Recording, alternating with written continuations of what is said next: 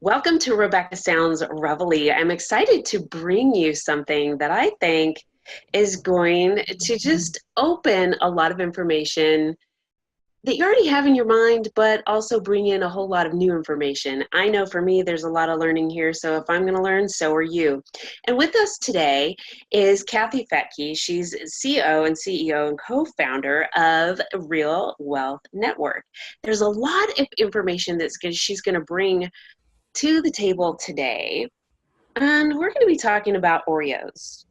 Yes, so you're going to be able to eat it up. And how does that relate to discounted housing? Well, she's going to tell us. Let me tell you a little bit more about her. She's an active real estate investor. Yes, and now's the time that I'm going to ask her a few questions about our economy and the real estate, and a conversation that I recently had with somebody about it, and see what she has to say. She's also a licensed real estate, a realtor, a certified coach, former mortgage broker. What's really exciting too is that not only did she receive her BA in communications, but she has been past president of American Women in Radio and Television. This is really exciting, especially for me, because it's really great to be affiliated and know someone that is in the industry. And there's a lot of information to glean and share, and so I'm super excited about that as well. But she also does coaching and training, and there is so much that she brings to the table. But I really want to talk today about Oreos. And my favorite part of an Oreo is what's stuffed in the middle. So I think she's going to tell us what's really in the nitty gritty. So welcome to the show, Kathy. Thank you. I'm excited because you just have this really dynamic background, and you are so prolific, and you help so many people in a number of different ways. And I love that about you, because the palette that you provide so many people shows such color inward and outward of your own beauty. And I'm really excited about this. Tell me a little bit about your current business. Sure. My husband and I have a company called Real Wealth Network, and it happened really out of love for my husband and my children, because back in 2003, he was really at the top of his career, and I was living that dream of the wonderful husband, and he was providing for us, and we just bought a massive house with a massive mortgage, had two beautiful kids, and he just written a book called Extreme Success and was traveling all over for his media appearances, and it was just, life was great, life was grand. And then and then he came home one day after coming back from New York and a bunch of interviews there, and he had tears in his eyes, and I'm like, what's going on? He's a big man, doesn't normally cry, unless it's a funny movie or something. And he said, well, the doctor said, I have melanoma, and after further testing, it looks like it's spread, and he thinks I have 6 months to live. Oh, so, no. Fortunately, after lots of, treatment, he's fine today, and the doctor was wrong, and everything's fine. But at the time, I didn't know that. And I know that my situation is not unique. People have surprises in life. And even with saving 10% of our income for emergencies, and even with investing 10% and having a 10% savings and doing all the things that we were supposed to do, we still ran out of money. Because of these medical bills. And I know I'm not alone in this. And I just thought, okay, I want to raise my kids. I don't want to go away like some people do. I don't know how they do it, but I can't just leave in the morning and come home at night and not raise my children. I need to find a way to create passive income. So I had a radio show like you, and I just started interviewing people to find out how they built wealth, passive income. And it really came down to owning a business and owning real estate were the two ways. And it really is one. It's owning a business, because if you invest properly, then your real estate should be treated like a business. So having a successful business is the way to true wealth, real wealth. And so that's how Real Wealth Network was created. You know, it's really interesting that you mentioned that, because there's so many people who think, I don't want to have my own business. Mm-hmm. But our home really is a business. If you think about the amount of hours from the time you get up in the morning until you go to bed at night, and especially those who are retired know you are more busy when you're retired than you are when you're working, because you are attending to all these things that really need attending to that you either didn't get around to before, and everything's an extension of the home. So it's really very interesting to think of it like that. And I'm just really amazed, because I don't think, and I've talked to a lot of people in the financial industry, and no one has ever mentioned it quite like that. And I think you're spot on. Thank you. Thank you. So it was really from there, like a desperate attempt at understanding money and understanding wealth. And it, I found out later that people really become who they hang out with. And so there's a saying that if you look at your 5 closest, the people you spend the most time with, the 5 people that are closest to you, you probably have about the same net worth, because you kind of attract what you are. And so Right. the way I shifted that is to start hanging out with people that were different than me and had what I want. And that's what made the difference, is interviewing people that I would never have met or known how to talk to. But when, because I had a big San Francisco radio show, they would talk to me. And so I would have people like Robert Kiyosaki come in and tell me how he got started and what he was investing in. And pretty soon I was being invited. Oh my goodness, is that me? Oh, sorry. I don't know what that was. Uh-oh, are you still there? Yes, you're fine. Oh, okay. Mm-hmm. All right. I just got bells and whistles on my page. All right. So then all of a sudden people started inviting me to MC their investment events and their real estate events. And I thought, oh boy, I'm just learning this stuff. But then it was at those events that I could meet other people and just start hanging around people that had what I wanted. And then we just created our own event place, Real Wealth Network, where we do monthly events and bring in people to talk about what they're doing. We just like plucked them off the site of, if they were at foreclosure auctions or, flipping homes, we wanted them wearing their baseball cap and their dirty shirts, their, no suits and ties. Like, we wanted the real deal. I love it. Yeah. Like nothing for sale. There were none of the back of the room sales, no gurus, none of that stuff. But just to teach really what real millionaires are doing.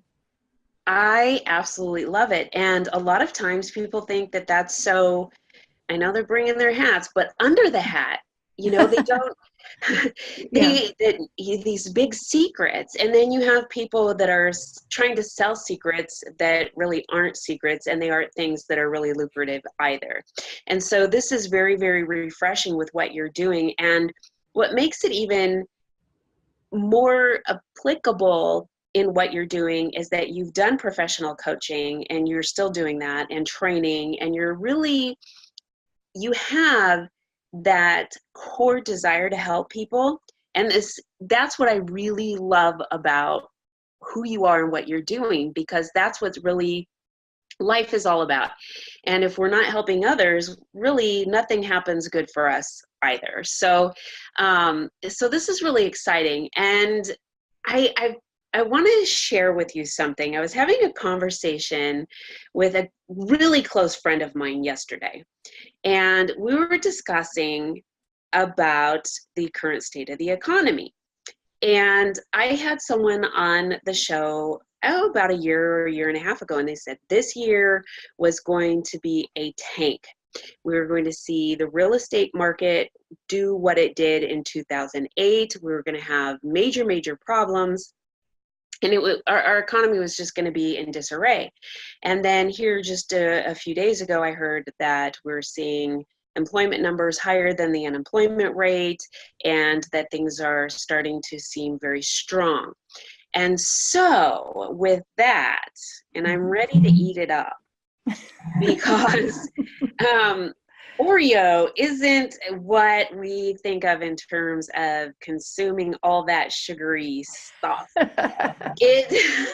which are my favorite cookie, by the way. I love it. And I love what's in the middle. And that's what I really want to get to here, because there are the bookends of what's really going on, but the stuff in the middle is really important. And I'm ready to have you share with the audience all about this, because other real estate owned, which many people may not know what the acronym is for, is something that we need to talk about and really kind of weave it in with what's currently happening. So I'm ready to hear all of this exciting information that you have to share.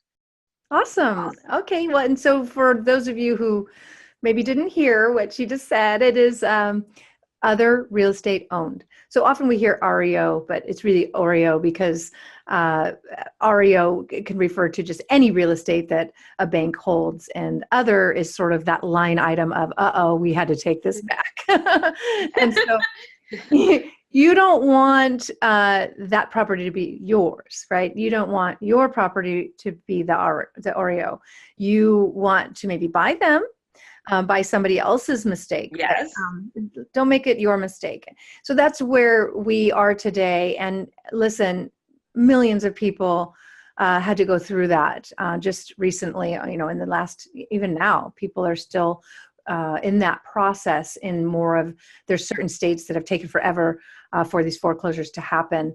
They tend to be judicial states where all foreclosures have to go through a court system. There has to be a judge. Whereas in California, it's a trust deed state where if you don't make your payments, you can lose your house in a couple of months. It's very quick, which is weird because California is usually a little more liberal. Right.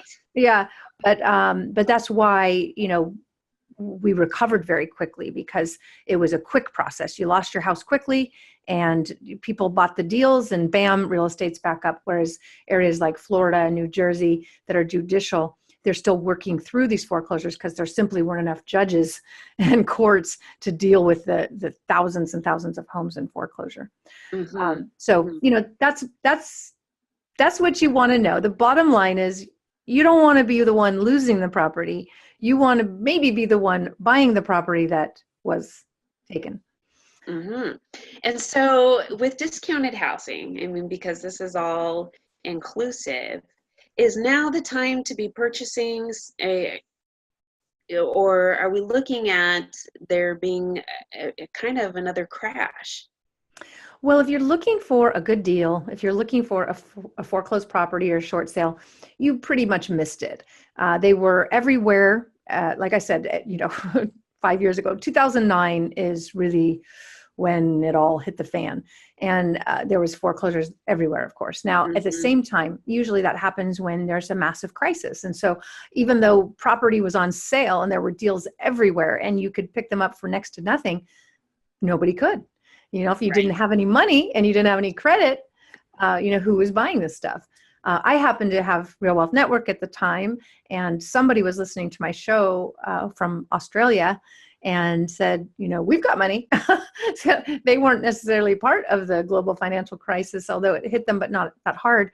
Plus their dollar doubled in value. So all of a sudden, Real Wealth Network had thousands of investors from Australia coming over to basically kick us while we're down. I mean, that's really what it was. Their dollar was double. Our housing was down a fourth. They were picking it up for next to nothing. And our business stayed alive helping them do that. It kind of, as I say it, it's like, man, I wish I could have helped families get into these homes that were so cheap.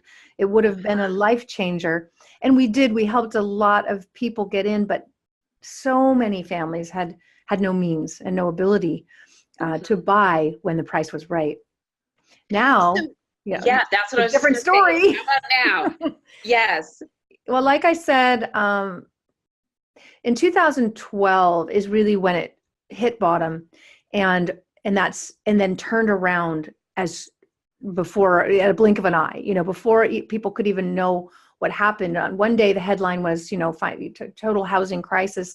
And the next thing you know, there's no inventory and prices are on the rise. So what happened? And I can tell you specifically what happened.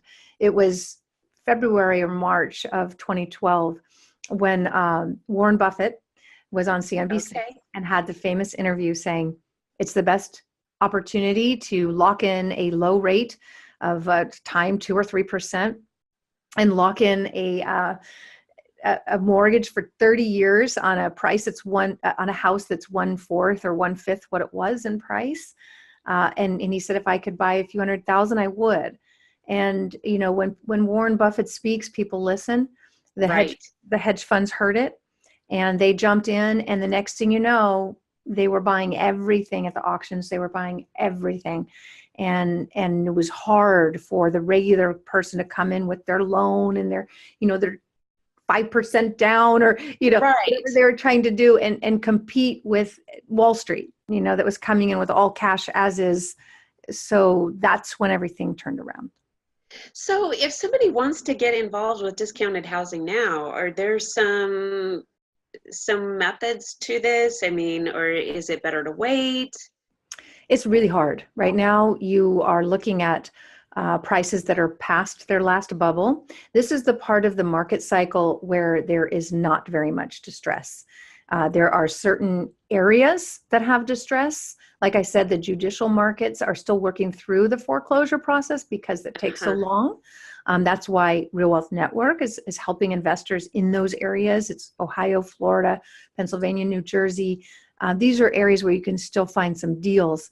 But if you're going to go to the auction sites trying to get foreclosures, you're going to be dealing with hedge funds that are paying more than you should.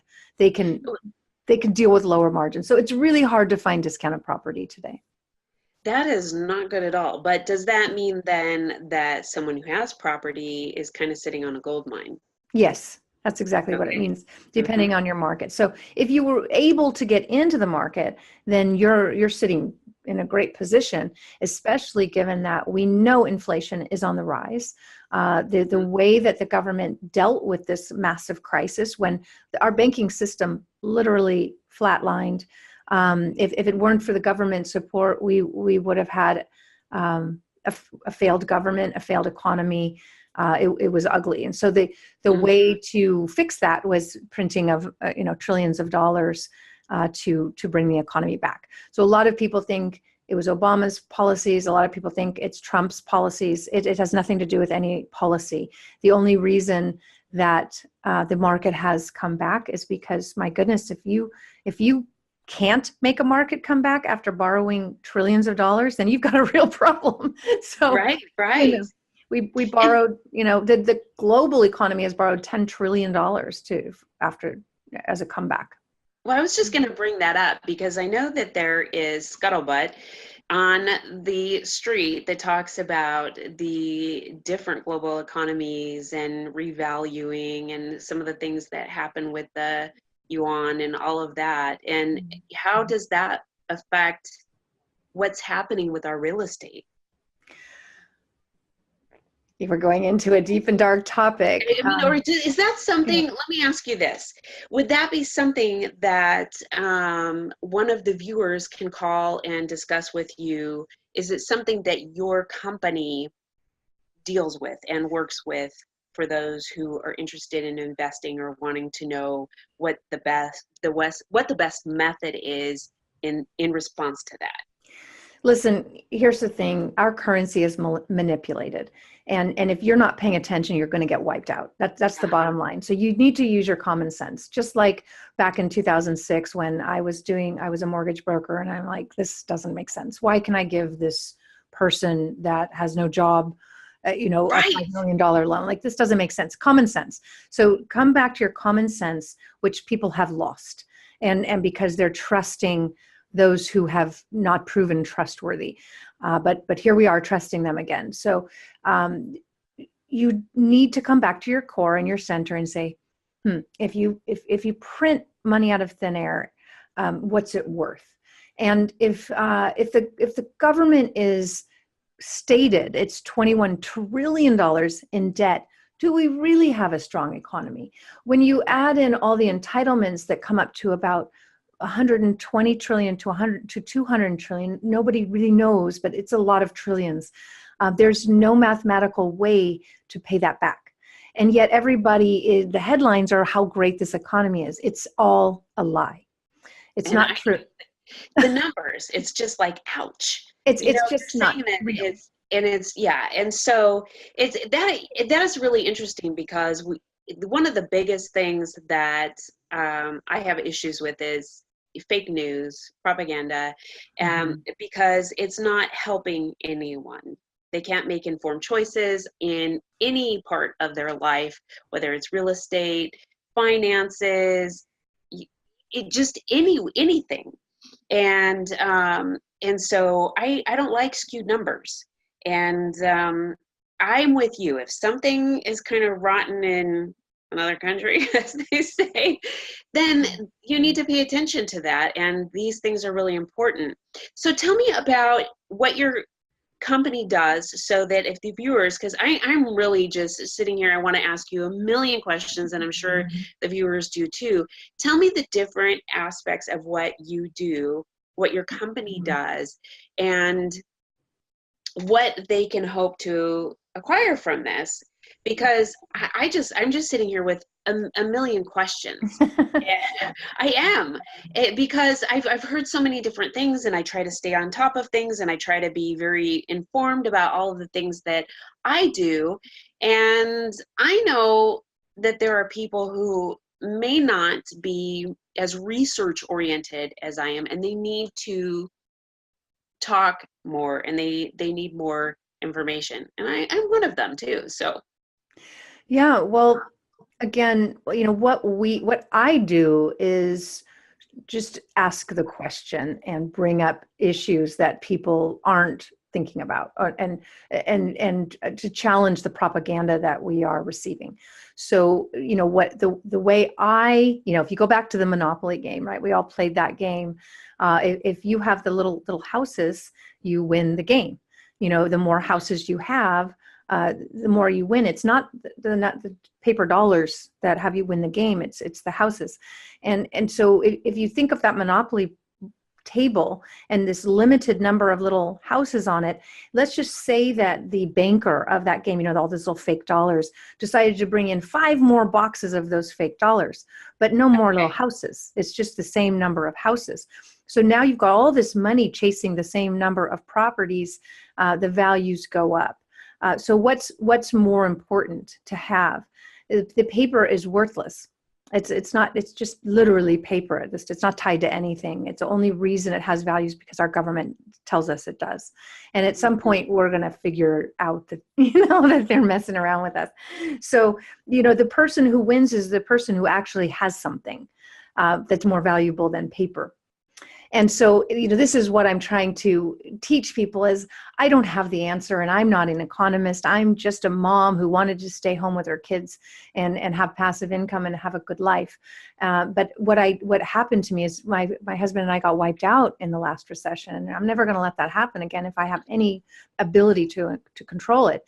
And so I'm more aware of the manipulation, and I'm more aware that there are people who the puppeteers who don't care, just don't care. Yes, even though they act like they do. So you have to care about yourself and your future and be aware. And so all I try to do is bring, to question things and to give solutions. And one of the solutions I believe is, again, owning something tangible. I do believe that, people will still want to live indoors, no matter how bad things get. I would rather have a basement full of cigars and alcohol as a trade than paper, because that's probably what people will want when they, right. So something tangible. And to me, that's real estate. Even when things were, hit bottom in 2009, back then we were helping investors buy properties in Texas and in areas that were thriving in spite of this global economic crisis. So we had investors, thousands of them in our network, that didn't even feel that crisis because they sold their properties at the peak. We helped them time that, like, hey, look, these numbers don't make sense. Get out, sell. And over here in Texas, there's all this job growth, population growth. You could sell that California property, that that little shack that's $1 million, and buy 6 gorgeous brand new homes next to a new Toyota plant or something. And cash flow 5 times what you were getting in California, that makes sense. Do you do something like that? Again, those people never felt the recession. who followed that. But I didn't listen to my own advice, even though I was telling all these people to do that. Rich and I kept our California home. It went from 1.8 million to about 800. We lost $1 million by not listening to myself. No kidding. Well, you know, I was just going to kind of touch base on something like that, because we're creatures of habit and we get very comfortable in our lifestyle. And when we're in a position where we want to have a better lifestyle, we do want passive streams of income, we want different things for ourselves, but if we're unwilling to make changes, we will lose opportunity, we will lose money, and we will lose time and valuable memories along the way, which is really interesting. Now, I've got to tell you, I would really be devastated if I were saying I lost $1 million. You know, but the $1 million lesson in it is you've learned something and you're sharing that, and you have probably reaped tenfold that in many other ways.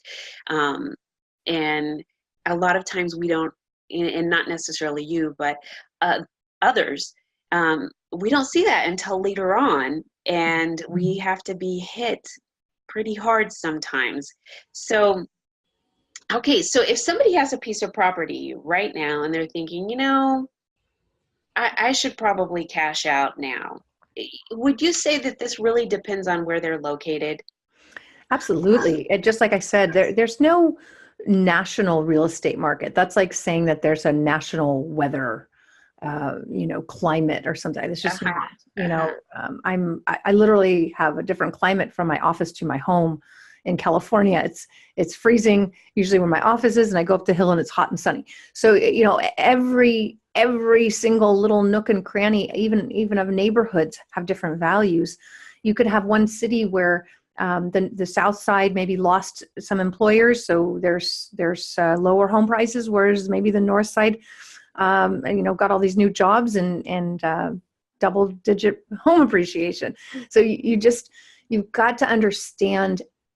I don't want to say economics, but let's just say the basics of economics, which is supply and demand. That's really what it always comes down to. If you're going to be successful, you want to have some kind of investment that has high demand and low supply. If there's high supply and low demand, there's no market for it and prices go down. So but also you have to be careful about that, because in California there's very low supply of housing and high demand, and that's driving prices past sustainability levels. It won't always be that way. It never is. It cycles. Right. And yes, the whole history repeats itself, and you can pattern and try. But if you have a professional like yourself who is very knowledgeable, I mean, you're an expert in this field, and you know how to help people just bring in those passive streams of income. And I'm going to say on the OREO, the dark side of these bookends, that's the tangibleness. And what you do with your company is you tell everybody specific to them what's in the middle. Would that be accurate? Yeah, I think I just help people see that what the headline news is saying is past. It's what has already happened. And what you've got to become very good at is seeing the future. And that's a little bit harder to do.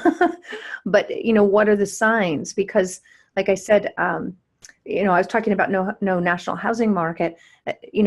Back in 2005, we could see the signs. I mean, at the time, almost nobody could see the signs.